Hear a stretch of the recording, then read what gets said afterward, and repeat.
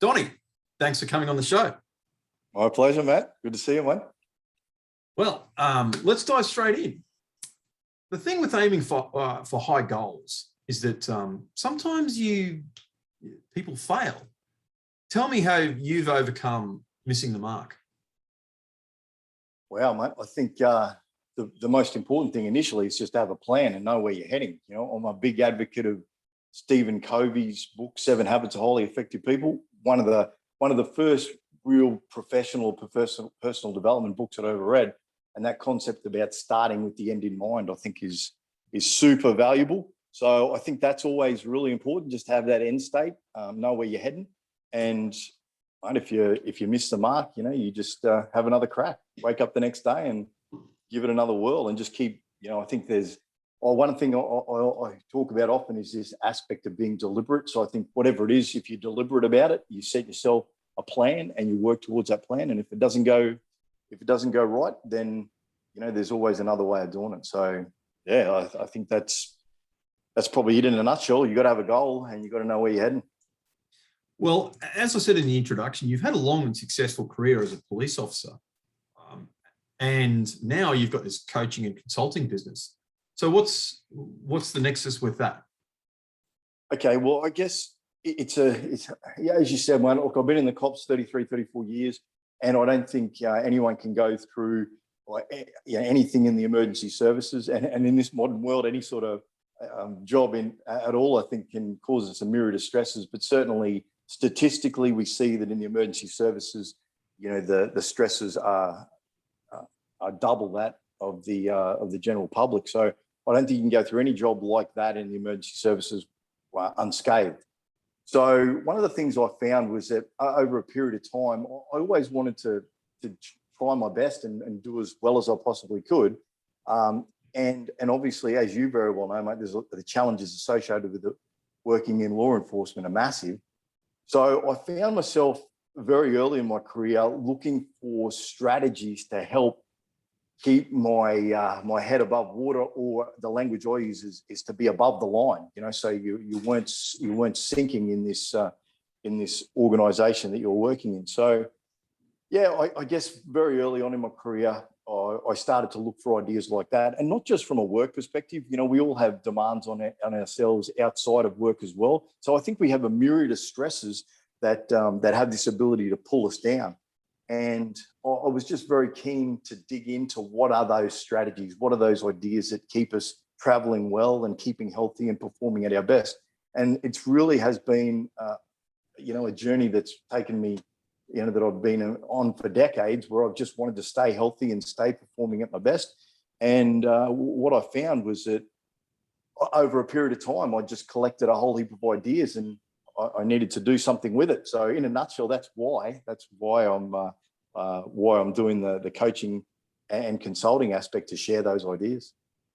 So what I'm hearing is this, and I just want to feed this back and make sure that I've got right. So you're in a very difficult job, being an emergency services tactical officer. You've got a high degree of responsibility there, so you're leading other people into really dangerous situations.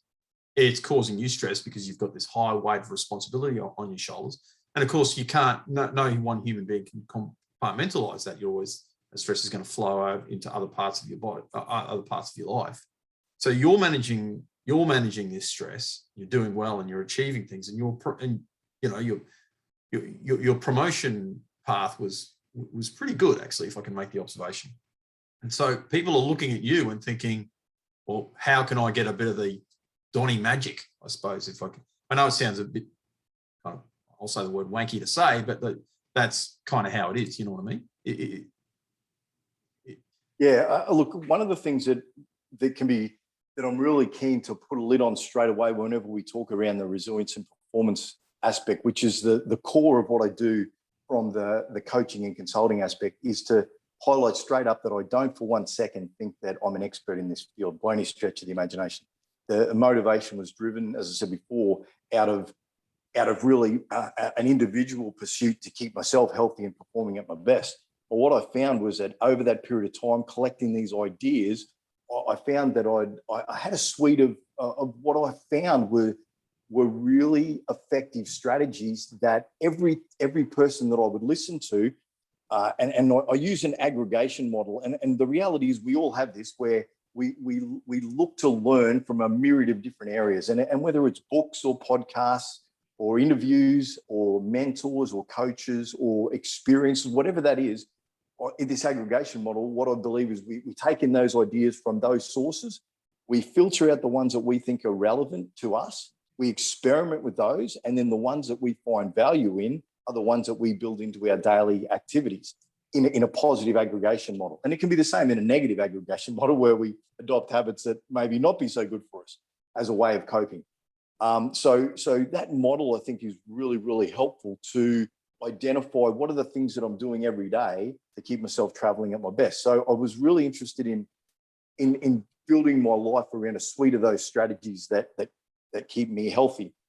And so I'm employing these ideas and I'm traveling okay. You know, as if I reflect back on my career, I've been very fortunate. You know, we all have our ups and downs.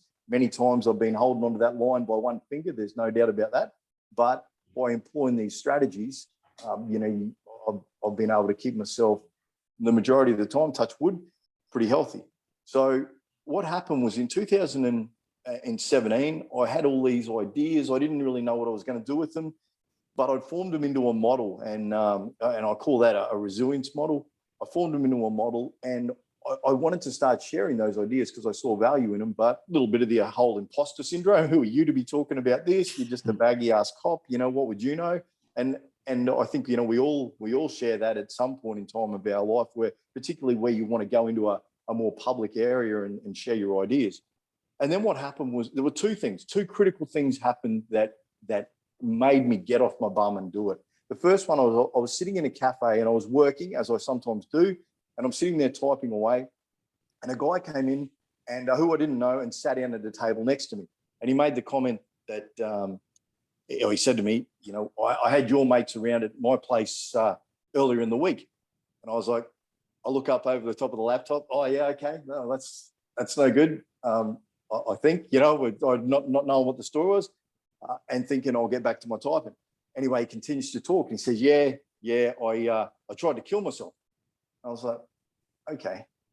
So he goes, yeah, I've got this theory. And what I neglected to say was that he came in with a young child, probably in their teens, probably at 13 years of age. And the kid had his face in his iPad. And the kid sat down with his back to me and the father was facing me. And he goes, yeah, I've got this theory that if I kill myself, it'll take about 6 weeks before everyone's life gets back to normal. Well, I closed the lid on my laptop and I looked at him and said, mate, in my experience, that is not the case. And as you would very well know from your experience as well, mate, is that, you know, when someone suicides, it destroys the lives of those people around them forever. I don't think anyone ever gets over it. And I shared that view with him, and I pointed to this young fellow who I believed was his son, just based on their behaviour, and tried to share that thought with him. And as I said, I closed my laptop because there was not going to be any more work being done. You know, it was a conversation around what protective strategies did he have in place, and how was he travelling. So that was the first thing. And then a couple of weeks later, what happened was someone who was in my circle, not super close, but someone who I knew, suicided. And they did it in such a way that, you know, it was around an iconic place in Cairns where I would see on a regular basis. And now I had this trigger. Every time I would go past it, it was like, what are you doing? You could have had a conversation with that guy. I'd seen him about 3 weeks before this happened. And I could have had a conversation with him and just, you know, asked how he was traveling and maybe shared some of these ideas. So that was the question that came out of both those situations for me. Seriously, you've been collecting all these ideas. You've got, you know, what looks like a pretty effective model in place. Why don't you share these ideas? And at that time, I just made a promise to myself that I was going to get off my bum and talk to 1,000 people. This is in March 2019. By this time, I'm going to get off my bum, talk to 1,000 people, and share these ideas. And that's really how the coaching and consulting sort of grew to where it is today. Well, you've hit the mark with that, because I know you're around 1,400 now. and growing. So, but what I'm hearing with that is, so you've recognized a degree of vulnerability in yourself, and there were some things that, despite the fact that you're functioning at this really high level, a lot of responsibility, highly respected, you've seen a bit of vulnerability in yourself, and you go, well, I kind of got to compensate for that. And then you've seen how effective it has been dealing with other people.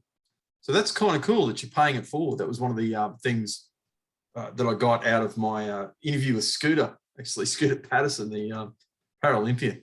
Like that, he's a real character. But one of his big things is not feeling the sense of victimization and paying it forward. I was so impressed with that. Yeah, that all is right, awesome. You're a former CERT officer. And for any civilians watching this, that's the Special Emergency Response Service. It's like Queensland's version of what the Americans call SWAT.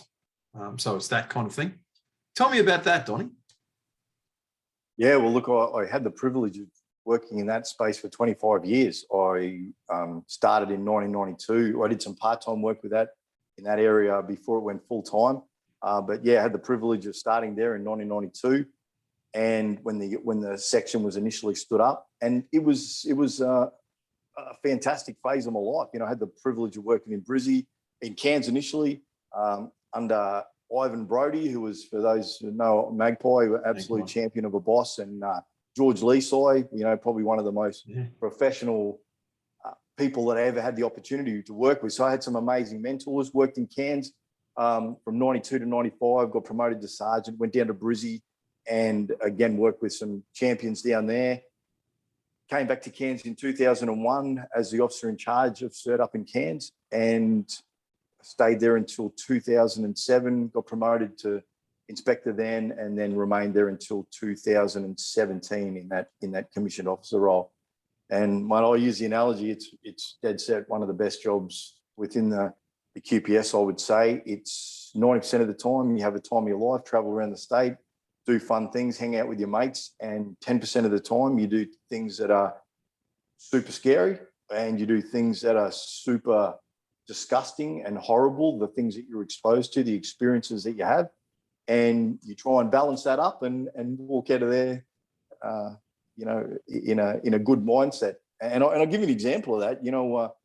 Not too long ago, I was up on the Tablelands, and I was visiting a section up there. They had an old photo board up there, and there was a job from back in the early 90s. So I'm thinking maybe 94, 95. And I was removing human remains from a traffic accident. And I can't even remember the job.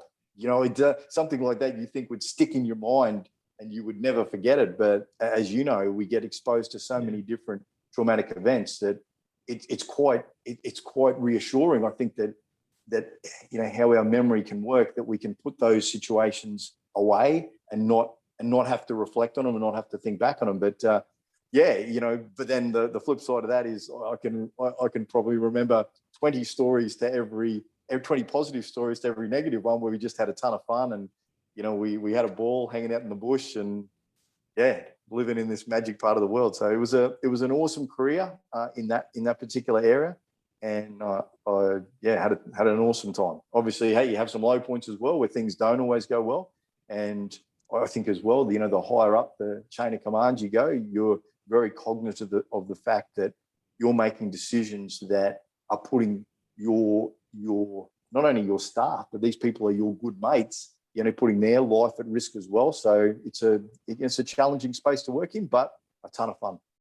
Yeah, exactly. I can empathise with that. I got to say that the time I felt most challenging is because, when you're kind of doing something that's high risk yourself, like as long as you've done the training, you've thought about it and everything, and you thought, well, I've kind of done what I can, I'm going to sort this out.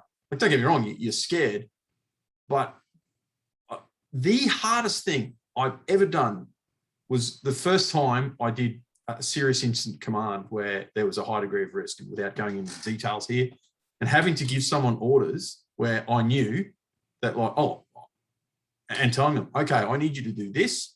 It's really high risk. Person comes out, I want you to take this course of action. Remember your training, challenge and do this. You are the sharp end. You're the pointy end. Like, you are the one that's probably going to get hurt if this goes bad. Like, having to give those orders rather than being the person going out and doing it I know it sounds like a strange thing to say. I'd rather do it than give the orders. You know what I mean? Like, but it's harder because what the troops are looking for is someone competent and capable who seems to be into control, seems to know what they're doing, that's giving them orders so that they're not going to get hurt. So it's kind of circular. But I would actually, I felt more comfortable doing rather than ordering. And it was just the responsibility. But, as a sergeant, you're the incident command guy. You're the, until everyone else rolls up, until the specialists get there, you're the man doing those kinds of things. And absolutely. And I was just going to say, Matty, and the reality is, it's those general duties officers that have the biggest challenge. When you work in a specialist section like CERT, that all the people that are there have undertaken a very high level of training. They get to practice on a daily basis those skills that are going to be needed. So it is, you have that high degree of comfort that they're going to be as safe as they can possibly be. And unfortunately, for the general duties folks, as you know, they're just under the pump every single day, and they don't get the same level of training. So no. They have to be even more clever in the way they manage and resolve those situations. So yeah, it's a very tough gig in that first response, and even more so, like you were saying just then, as those police forward commanders in those roles, definitely. Yeah. But talking about this, and I'm going to come out and say it. As much as coppers love knocking traffic branch, because, we all kind of do, I reckon that is seriously dangerous. You just don't know who you're pulling over. You know what I mean? And as much as we all sledge the traffic guys, it's dangerous, it's thankless, and they save lives. So big g'days to all the traffic branch guys out there. And as much as we tease you, I'm out of the police now, I can kind of say it, deep respect, all right? Just because we tease you doesn't mean we don't love you. But the other thing you were talking about with compartmentalization, and sometimes it's healthy and sometimes it's not. I was drinking with some AFP colleagues, and they're kind of, it's funny how they talk themselves down too. They deal with a different sort of criminal, you know what I mean? And they're always, you can tell a lot of them, the ones that haven't done the street work, kind of feel like they're pretenders. They're not. Like the sort of work that they do at this really high level, getting all these resources, I found myself constantly having to reassure these people that they're respected. But one of them kind of said to me, I was like, what's it? Because he'd never been to a murder. He'd done these amazing other huge jobs, like taken hundreds of kilograms of drugs out of amazing, literally helping the country nationally. He goes, like, how many murders have you been to? And I was like, I thought about it for a few minutes, and I don't know. Like, to this day, I still don't know. Like, you kind of sit down and you think, well, there was that one. And after a while, they all kind of blend into each other. I'd actually have to get on Q Prime and search it. Genuinely, and even that, because like, you turn up, you're just doing some, maybe your first response, your name's probably going to be on there. But if you're just guarding a scene or something like that, your name's probably not going to be on Q Prime. Like, I don't know. I don't know how healthy that is when you kind of sit there and go, oh, I don't know how many times I've been in circumstances where human life has been taken unlawfully. But yeah. All right. Well, wait, tell me about the selection. Can I just make 2 points on that? I don't think it matters in any area that you're working in emergency services. I think the challenges are there, whether you're in the fireys or the ambos, SES, police, I don't think it matters. In whatever aspect, there are parts of that job that are just super challenging, and really important that from a resilience perspective, from a performance perspective, that you do have that really deliberate approach to taking care of yourself for the reason, which, and the second point that I want to make is as you've just said there, it's that ongoing exposure to those situations. And, it very well can have a negative effect on us. I think one of the really interesting things around that, though, is the language that we use and the stories that we tell ourselves on the back of it. And you would remember this, when you first started in the cops as well. If you went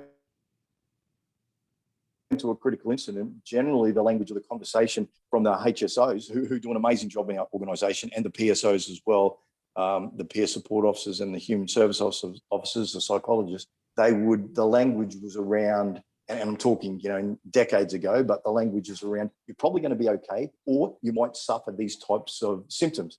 And there was never any conversation around post-traumatic growth and this fact that you are the only person that's been to that incident in that manner. You've just developed some incredible skills on the back of that exposure. You have an opportunity now to really share those learnings with other people within your organization and help everyone become better at dealing with those situations. So I think that's a really nice advancement that we've seen in that space as well. And that applies to all emergency services. Anywhere where you're under the pump and you're making decisions, that sort of post-traumatic growth from those situations is a nice lens to examine that with, rather than, I've been exposed to this horrible situation and, how's it going to affect me? Exactly. Because I sincerely believe I'm a better person for all of those things. And that includes, incidentally, and I'm going to say I'm going to get Freudian, but it's more Jungian, understanding my own shadow. Because the beautiful thing about being in the police is you tell yourselves these stories, and you're part of a narrative that you're going through at the time. And you see yourself as Luke Skywalker. Like every cop who joins the police sees themselves as Luke Skywalker, this valiant. Well, it turns out that I'm kind of more like Darth Vader than Luke Skywalker. And finding that out, it's like, whoa, and without going into precise details, finding out that you've got kind of like violence, or you kind of like, you're not shocked by these things, or you go, well, what's the normal human response? But then finding out about that shadow, recognizing it, because most people just simply, and I don't mean, most civilians in our wonderful law and order, well-protected society, they never have to confront their shadows. They simply don't know that these shadows are within them. And it's ironic because the better the police and the other emergency services, because it's not just us, like it's obviously the military. And like you said too, it's the mental health nurses, it's the ER people, it's all these.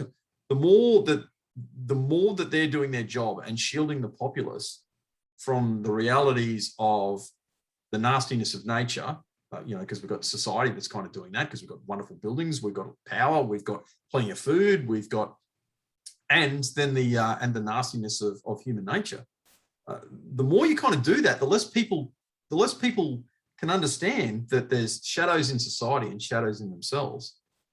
And it seems to be ironic, like it's strange. The better we do our job, the less people think that we need them, and the more people think that human nature is inherently good. And it's just not the case.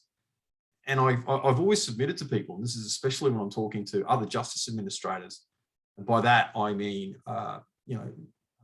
members of the judiciary especially. I go, well, you get exposed vicariously to these things, but you don't see yourself as the offender. You always see yourself, like, for me, the light bulb moment, and I love your really quick diversion. I love your photograph. I want to talk about that later with this beautiful light bulb on. The light bulb moment was realizing that I actually had more in common with a lot of the criminals that I was dealing with than I did with the comfortable middle class victims that I was protecting. And that scared me. That genuinely, like, for a moment, that kind of scared me. It's like, well, but I come from them. Like, I'm come from a comfortable middle class background. And sure, like, my family is born its crosses, and I've borne mine individually too. Like, no one's life is perfect. But to get that realization, that for me, it took me a while to process that and to integrate that, to confront and integrate my shadow, to use that Jungian language. But I really want you to discuss, like, because I know the cert selection course is just a nightmare. And then there's there's parts, and then there's the 3-day course, and then the 3-month training course. Mate, can you tell us a bit about that? Yeah, well, look, I'll make the observation straight up that, we're talking 1992 that I did the training, and the evolution in that period of time has been immense. There's no comparison now. I think we had 42 people go through the initial selection course back then when they stood the unit up, with maybe 4 or 5 instructors, as opposed to today. The guys that go and girls that go through selection now, they might start with 8 applicants and finish with 2 or 3. So the level of scrutiny and the evolution of the training over that period of time is, chalk and cheese. So, but essentially, the initial aspect is that there's a base level of fitness that's assessed to start with to make sure that you can then participate in the next level, which back then was a 3-day assessment. And really that 3-day assessment was all around fatiguing people mentally and physically, because once you're fatigued to that level, you demonstrate your true personality. And I can only talk about the training back then, but it was a good assessment. Where if you're hungry and you're tired and you're sleep deprived, you do show, we tend to show our true selves. And some of those, or a lot of those activities, actually, we would experience on jobs later. So it was actually really, really good training. After you do the 3-day course, you then went into the training phase. And again, like I said, the difference between today's training and back then is chalk and cheese. The evolution of the skills and tactics that are involved are chalk and cheese. So I don't have anything and didn't have anything to do with the more recent training, but the training that the QPS cert officers get now is world class. They're continuing to evolve their training on a regular basis, and they're producing very, very skilled people as a result, which is what it's all about. So it is a fantastic framework that the QPS has adopted over a long period of time and continues to evolve, because I don't think it matters what area you work in, that aspect of evolution is super critical. So we're on the money there, and everything's traveling well from what I've seen. Yeah, evolution, that's the name of your consultancy stuff. And I really want to dive right into that, but I've got a couple more questions first. Mate, could you, if you're in a position, and obviously the mission security will probably prevent you from telling some stories, but can you tell me about the sorts of missions you attended? Any highlights, any low moments? Yeah, look, plenty of both, and more highlights than negative aspects. But when I initially started in the early 90s, particularly in Cairns, we spent a lot of time in the bush, patrolling for cannabis plantations and that sort of thing. And that was a ton of fun. Like I said at the beginning, you're walking through parts of North Queensland, which are just spectacular. Sometimes very few people have had the opportunity to go there, and you're hanging out with your mates. And, it was a lot of fun. And then if you did happen to have the opportunity to catch someone, well, that was, just an added bonus on top of that. So, yeah, it was an enormous rewarding job. We also did a lot of high angle rescue back then. Before the Fireys took over that role in the professional way that they do now. But that was interesting. One of the more light-hearted jobs we had was the Sky Rail in Cairns when that was being constructed. And you might remember splashed across the front page of the Cairns Post was a photograph of these football field size areas that they were going to cut down to put the pylons in place. And that clearly was not the case. When they did that, they cut down 10-meter square areas. And one of the interesting jobs that we had there right at the beginning was CERT got tasked with coming up with a plan to be able to get the protesters out of the trees, because there was quite a substantial protester movement that moved into Cairns to try to slow the process down. And I make the observation that the workers on those sites, they went to the nth degree to try not to disturb the terrain, whereas unfortunately the protesters didn't have the same level of diligence, and they left their rubbish everywhere and toileted in the rainforest. And it was chalk and trees, and quite ironic that these people were trying to protect the rainforest, but I think they actually did more damage. But there was one guy in particular. It was Manfred Stevens. He was the guy that was stayed up the tree for 209 days. They said, but that was an interesting job, and a lot of it. One interesting aspect was when they went out to chop the tree down, he climbed right out on the end of this massive big, I don't know what sort of tree, it was some sort of pine, but he climbed right out on the edge of one of these branches, and the tree loppers just took away every bit of foliage other than this one little spindly branch that he was stuck on. I remember thinking at the time, oh my goodness, you'd hate to see him fall. But he ended up building a platform on top of another tree and stayed there, allegedly for 209 days. But that was an interesting operation. to get him down. But on one of the very first aspects of that, one of the very first jobs, because what happened was we got tasked to get these people down, as I said. So we really had never had a clue. We'd never used that sort of technique. And one of the things that we did was we decided we needed some tree climbing spikes. So we ordered them in the mail. They rocked up in a box, no instructions or anything. So we got them out, had a look at them, and they've got a stirrup. They're sort of like a J shape with a little sharp barb that hangs off the inside. So we put that on. Oh, yeah, that looks all right. Pretty simple. We went down to the Cairns Esplanade. We climbed about 10 foot up a coconut tree. We reversed our high angle rescue system so that we could do it from so that we could rescue someone who was suspended in the foliage. And we've got this all sorted. Well, the first job we go out to this site, and the tree, because we'd been climbing on coconut trees, nice, easy, soft husk material to get the barbs into. It was nice and easy. The first tree we have to climb, you can't even fit your arms around this tree, and it's got a really thick bark on it. And I draw the old paper, scissors, rock. I draw the short straw to climb up this tree to get this guy down, who was about 20 meters up in the foliage and all he was laying on was a hammock, a Hessian hammock with no protection at all. And anyway, so I'm sitting there putting the tree climbing spikes on, and the tree climbing guys were there. The team that were going to chop the tree down were there waiting for us to get this guy out of the tree before they could proceed. Anyway, a bunch of Kiwi lads, and one of them comes over to me and he goes, "Hey bro, can I give you some advice?" And I'm like, "Absolutely, mate. I'm an amateur at this." He goes, "You got your tree climbing spikes on back to front." I was like, "What?"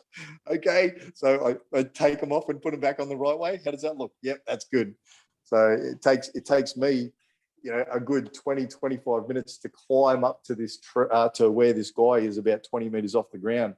And it was a very slow and laborious process. But when you climb with these tree climbing spikes, you have this rope that goes around the tree, and you have to flick the rope up and then step up, and then flick it up again and step up. So you can imagine when I get to the top, I'm trying to be really brave, and I'm shitting myself. I'm trying to be really brave, and I'm saying to the bloke, you need to listen to what I'm going to tell you, and we've got two options here to get you out of the tree. And he goes, "Oh yeah, what are they?" I said, "Well, the first option is I've got this harness for you. I'll give you this harness. You put the harness on. I'm going to set up an anchor point. We'll lower you to the ground." And he goes, "Oh yeah, what's the other option?" I said, "See those guys down there?" And the guys on the ground were setting up a big cargo net underneath where we were. And I said, the second option is I'm just going to jump off this tree, land on top of you. You and I are going to fall out of the hammock, but I'm on a rope, and you're going to fall into that cargo net at the bottom. He's like, "Are you serious?" I said, "Yep. I don't like the plan either." He goes, "Pass me the harness." So he was very happy to put the harness on, and we lowered him down. But as I reach around the tree to flick this tree sling around to set the anchor point up, the rope, which is holding me onto the tree, flips down to my ankles. And I'm thinking that, you remember those toys we had when we were kids that used to flip flop down the wall? That was what I could see happening if because all I'm holding on with are my fingers. If I let go, I'm just going to flip flop, bang, bang, bang down the. You're slinking all the way down. You're even slinking. It was not a good day, but anyway, we managed to get through it, and it was all good fun. So yeah, plenty of good fun times, mate. That's for sure. And look, besides your career, and it's rather personal, but you've had a cancer diagnosis, mate. Can you tell me about that? I did, mate. Yeah. So, all right. So we're talking the 27th of November last year, and I'm traveling. I use the analogy above and below the line. My aim every day is to be the healthiest version of myself I can possibly be. And I'm super deliberate about it. And I just go out every day and try to do the things to keep myself healthy. So I was actually traveling really well, and life was great. I just had 6 weeks traveling around the Cape and out to Mount Isa and Townsville and delivering training. And I had the opportunity to bring this resilience and performance piece into the training that I'm delivering. So my life was awesome. And so on the 27th of November last year, I go out and we do a session in Townsville. I get back to the hotel room that night, and my mouth's a little bit sore. I wake up the next morning and I can't finish my breakfast. I've got really sensitive inside my mouth is super sensitive. By that afternoon, my mouth had just erupted into ulcers, like just horrendous, my whole mouth. And there's some gruesome photos there that I'm happy to share with you. But essentially, initially the diagnosis was hand, foot and mouth, adult hand, foot and mouth.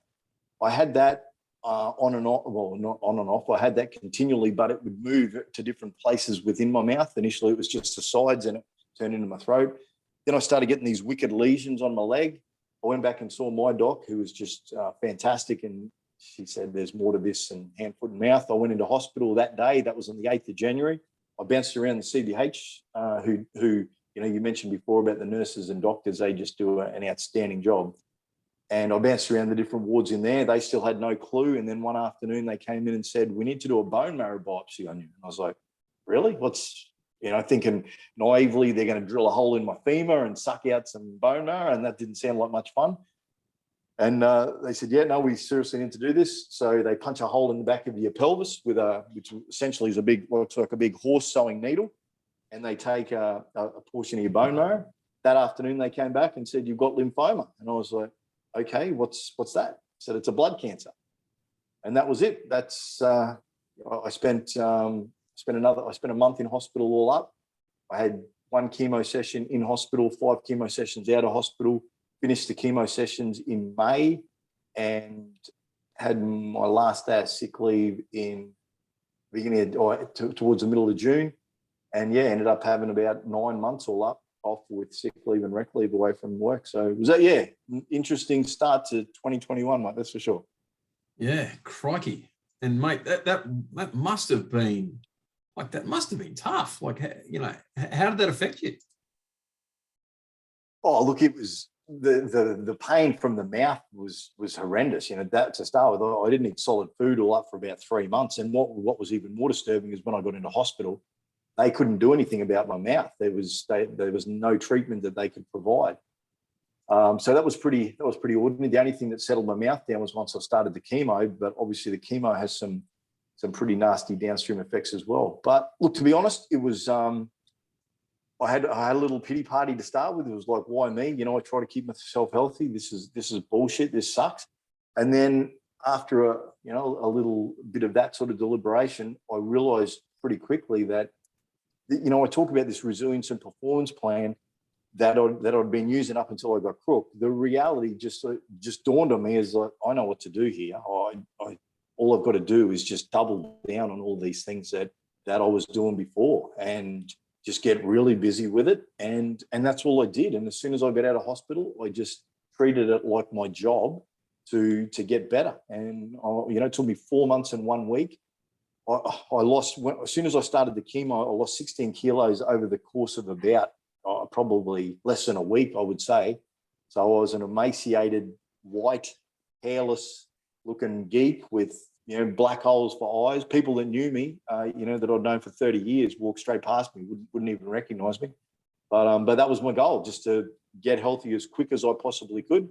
And yeah, I was really happy to as I said, to get off my sick leave at the middle of June. So yeah, horrible experience. But, like we said before, we tell ourselves stories, and I just try to tell myself a really good story about it. And it's not hard to find other people that are far worse than you, in that whole cancer space. And I would do a lap of the cancer care ward of a night time. I didn't have to go too far to see someone who was dealt a way worse hand than I was. So yeah, it's all about perspective and being grateful and having gratitude for the fact that you come out as unscathed as you do. Yeah, and look, I mean this in the nicest possible way, but yes, you did look like Gollum from Lord of the Rings. I kind of saw you there. I don't mean that in a bad way, like I mean that purely by way of observation. But it kind of like it gave you an opportunity to practice what you preach, and kind of worked. So look, here is your website. It gives me a great segue into that. So let's go into now, and we are going to come back though. I do have a few more follow-up questions that I want to ask you about other stuff. But tell me what you teach people and about this high performance and about all these lessons you've learned and how it can help them. Yeah, sure. If you want to share that model that's in there. So essentially what we do is we look at what are the strategies that are going to give us the healthiest brain we can possibly have? And I use the brain because I would argue that without having a healthy brain, you can't be performing at your best. So in this model, there's 3 parts to the model. On the far left is a dispersion of 20 people in the community. And this is the general public statistics. So in the little black icons there, 1 in 5 people, this is pre-COVID too, have a diagnosed mental health condition. So if we use mental health just as the lens for that part of the conversation, 4 of those 20 people are below the line. So they're not in a good place. At the top of the screen, we've got people as far above the line as they can possibly be, and they're in optimal health.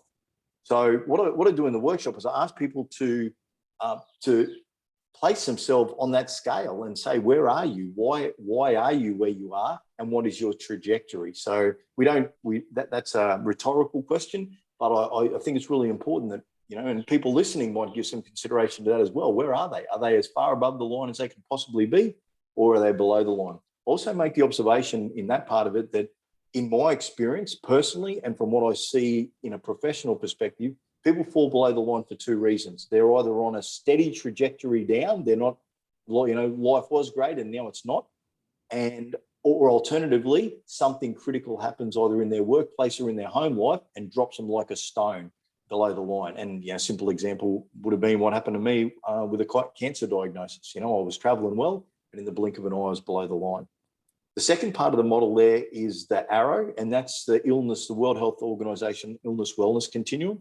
At the very top is optimal health, where our body is performing as well as it possibly can be. We're medication free and we have a wellness lifestyle. At the very bottom is premature death, and there we're highly medicated. Our body is starting to break down and life is not good for us. And then along that scale is the opportunity to be able to plot ourselves again as to where we might feel we are on that continuum. And also, again, I ask people to plot where they might be. And are they, a solid 9 and moving towards 10? Are they 8, but they know that they're slipping down? Just to give some perspective to it. And also make the observation, 2 observations. First of all, we were born to be the healthiest versions we could possibly be. None of us were born to be sick.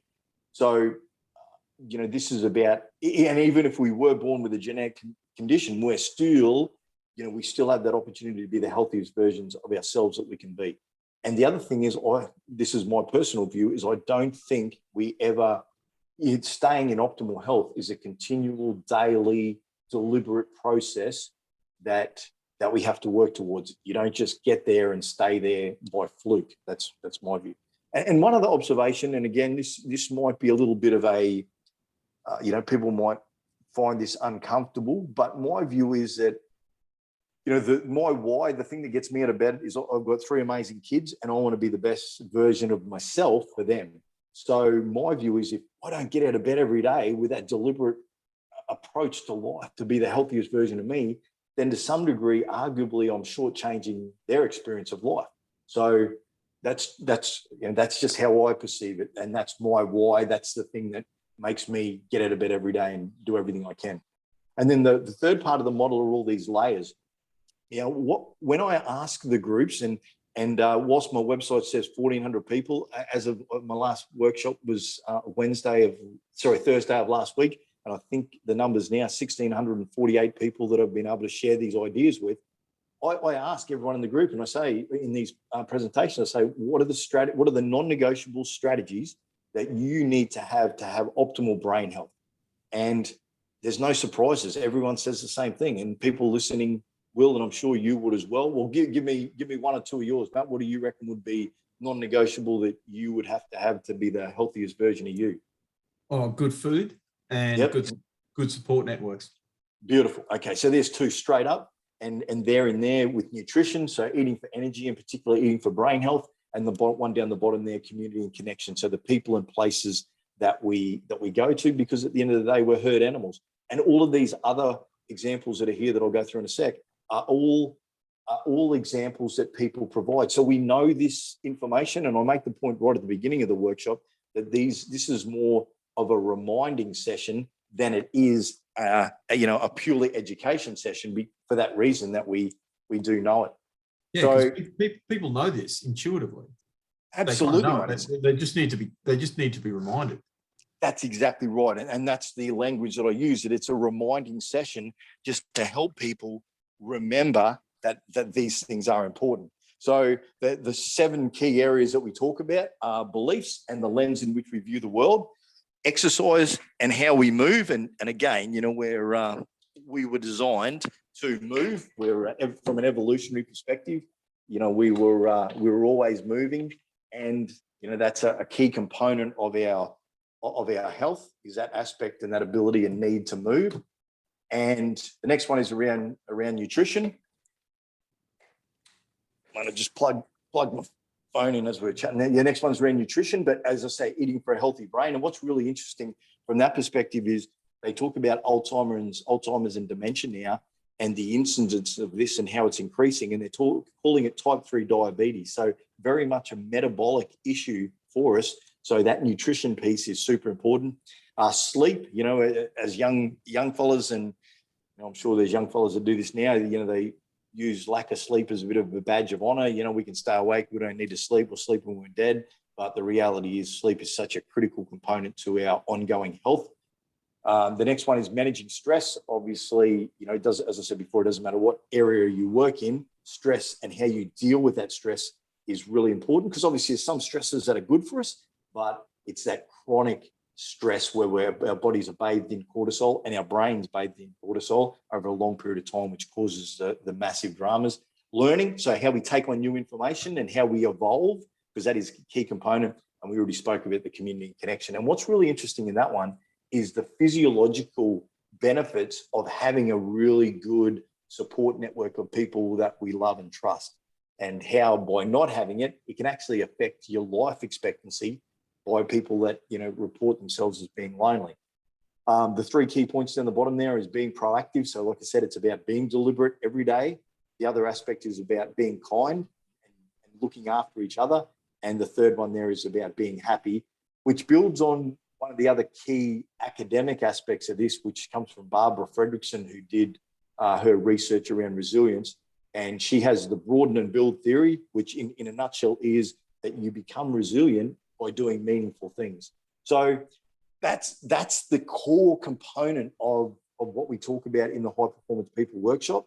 And we explore that and build on that in 3 different phases. The first phase is the knowledge phase, where we unpack all these ideas. The next phase is we move into this aspect of 7 habits for 7 days, because as you said before, we know it, but what we've got to do is get back into that momentum of employing these strategies every day and take on a really experimental mindset. And then the third component is where we embed this, and that's the 7 habits for 7 weeks, where we really dig deep into each one of these areas, experiment like crazy, and think back to that aggregation model I said at the beginning.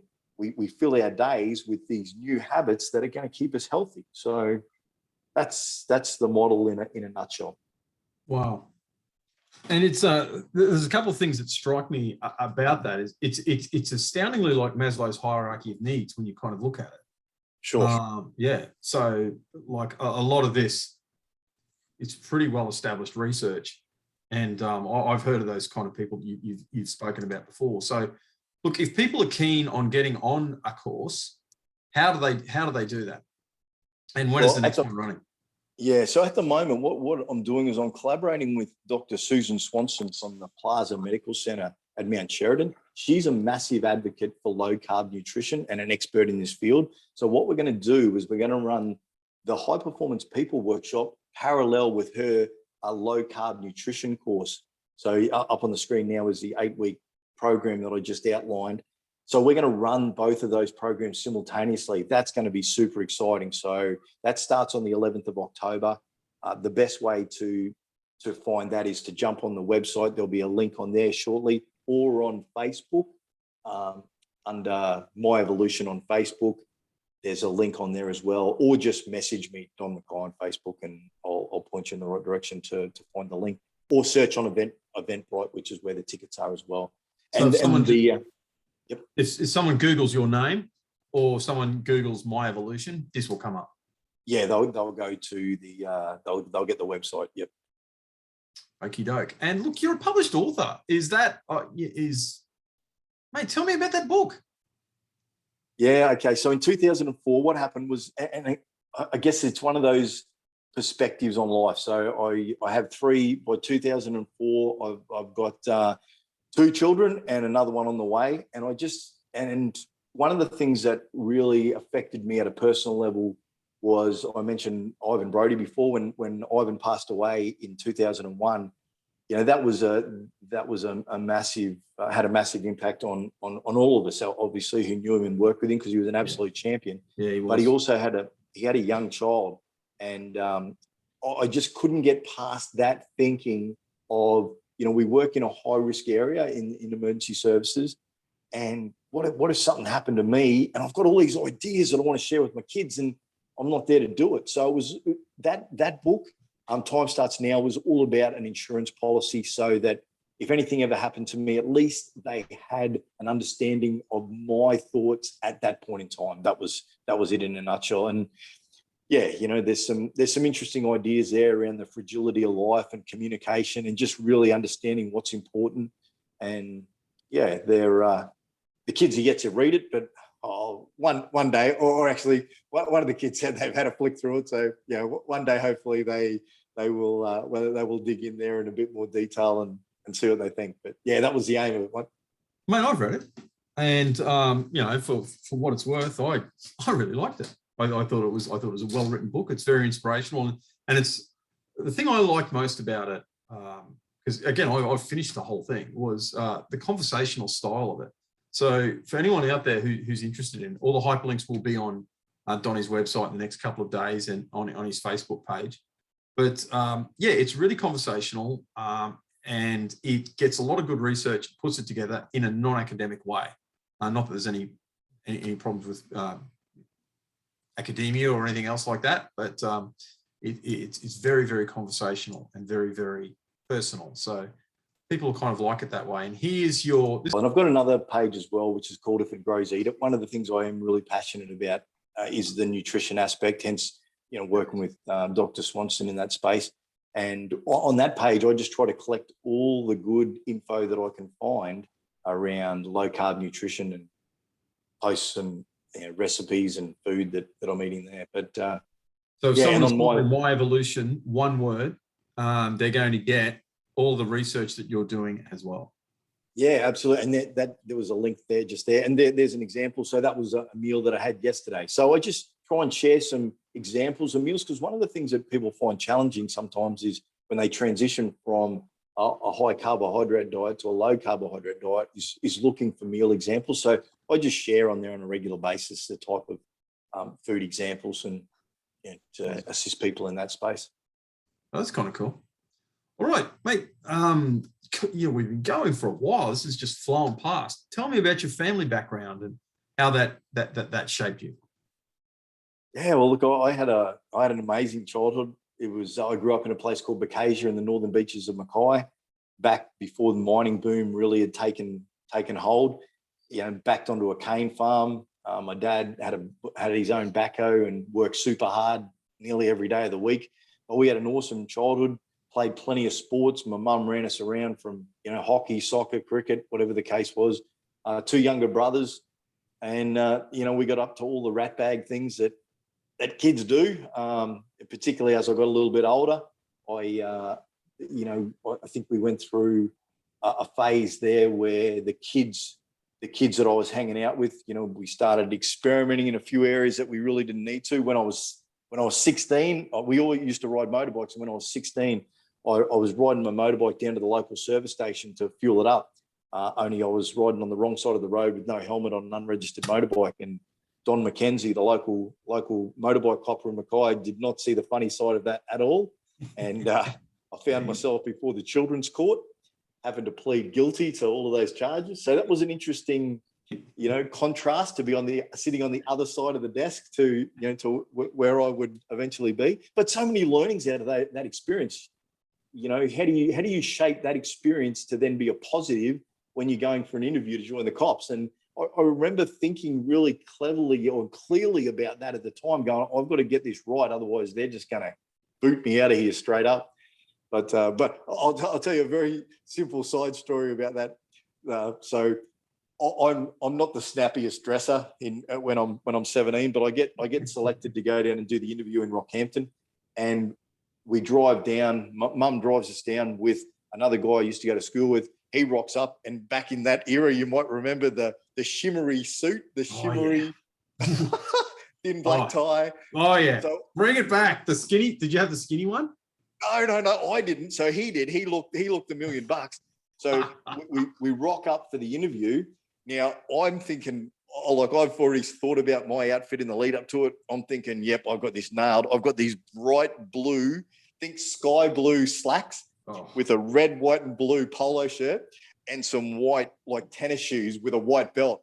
So that's what I look like compared to all these other lads who are in there in their suits. Anyway, I was like, oh well, it is what it is. Anyway, I end up getting accepted with a TE score. We had to have a TE score of 800. I only got 770. So they must have liked my story about, sitting on the other side of the table and understanding what it would be like.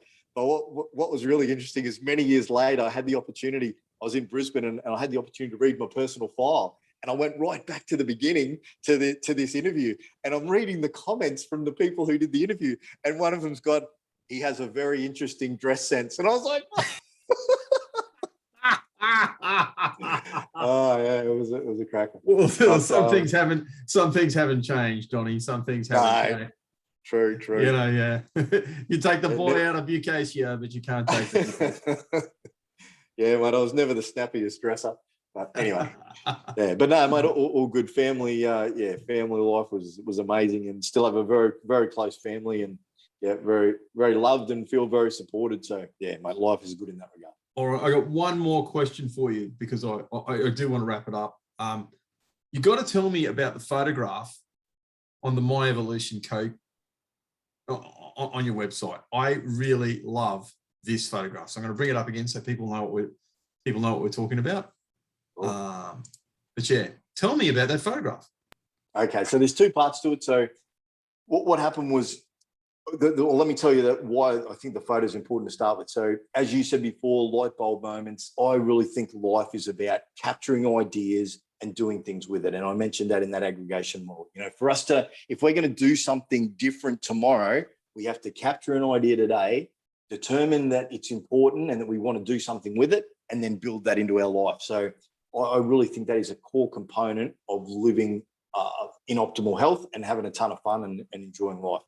So that's the key component. So you can imagine when, and I've always had that sort of philosophy. So you can imagine when my young fella, Ben, he's a photographer. He's got his own content creation business on social media. But at the time he's 15 years of age, and he would get up early on a Sunday morning and go and take photos. And he's down at the Cairns Esplanade, which is another reason I love this photo, looking across to Mount Yarrabah, and he takes this photo. So he's flicking through the photos that afternoon, showing me on his camera the photos that he's taken. And he gets to this photo here, and I went, oh, stop. That photo, mate. Can I have it? And he looks at me and he goes, I'll sell it to you. And mate, he's never sold a photo in his life. So you can see him, he's like, and I said, deal, how much? And he goes, you see him looking again like, shit, I don't know, $5. No dramas at all, mate. So I go over to my wallet, give him $5. It was the first photo that he ever sold. So it means a lot to me from that perspective. He took it, it's in Cairns. And it's really nice, that's the key theme behind, My Evolution, which is awesome. All right, mate, fantastic story. And on that, you've the great thing about this story is because it kind of actually prepared you, for the whole time. You're in an elite police section, you're working hard, you're successful, you're promoted quickly and all this kind of stuff, learning all these things, and then this blow hits you, and of course we all had everybody has their moments of darkness, doubt, and everything else like that. And then you put these things into place and you prove that they work. So it's really, really cool, if I can make that observation. And you've got a skill set, Donnie. You really do. Let's talk about it. You're a leader. You're a successful business person, a warrior, cancer survivor, author, coach. mate, it's kind of cool. So, but hey Matt, can I just leave with two comments? Yep. One idea and one comment. Can I just make a suggestion, or like my aim is that, you know, anyone that's listening to this, that they do something on the back of it, you know, and I really think that, as I said at the beginning, this is about being deliberate. So whatever you do, just my hope is that you can live in optimal health and have the ton of fun and an awesome experience that life was meant to be. And the more deliberate you are in that space, I honestly believe the better chance you've got of achieving that. So if you're listening to this today, please use it as a catalyst to do something with it. And if I can help you in that way in any shape or form, just yell out, flick us a message, and, you know, always happy just to have a yak and bounce ideas around. But the second thing I just want to leave with, mate, is the importance of you doing this. So I've listened to quite a few of your podcasts. It is a fantastic thing that you are doing. And I remember talking to you about it when you were just thinking about the idea and you just pulled the trigger and went and did it, which is just sensational. And now it's those messages and those stories that you're having with people that are having an enormous downstream effect. And, you know, sometimes we don't even know how much of a positive impact it has on the lives of other people. So thank you, mate, for doing this. Thank you for, you know, putting all these podcasts together and talking to people and digging into their lives and helping all of us to learn about other people's experiences, because it makes our experience that much richer. So well done, mate. Oh, I say, thanks very much. Very awkward, but no, thanks very much. But I've got to declare a self-interest in that too. Like I have learned so much, and I've been able to talk to these amazing people. Like now I pick up the phone or send an email, and at its peak, I had a reach of about 20,000 people. It goes between about 10,000 and 20,000 people for reach. Most interviews get round about 1,000 actual views. So that's kind of cool. And considering how, you know, I can say this because considering how kind of unprofessional I am, really. Like I've just got this really old computer. I'm still in my study, and I want to get a background. I want to do all this kind of stuff. Like it's just busy as a one-legged ballerina. But, you know, you pick up the phone, and I spoke to, you know, one of Australia's leading constitutional experts on the Constitution, James Allen, and we had drinks, and that was a fantastic conversation. You know, I spoke to Scooter Patterson, or, you know, I'm just sending him a message going, because I was acquainted with him because I used to swim a bit, and so he knew my face, and I knew his face. We weren't kind of acquainted, but I said, mate, you know, I want to interview you. And all these other, like, sincerely amazing people, like cancer survivors, top flight musicians, artists, academics, like one of Australia's leading epidemiologists. I mean, you name it, and you grow, you evolve from doing this. So yeah, like I've enjoyed it, and I'm glad that I've been able to pay it forward. But I really have, like, I've grown just from having these conversations with you and from everyone else. So yeah, my pleasure, I suppose, would be the answer to that.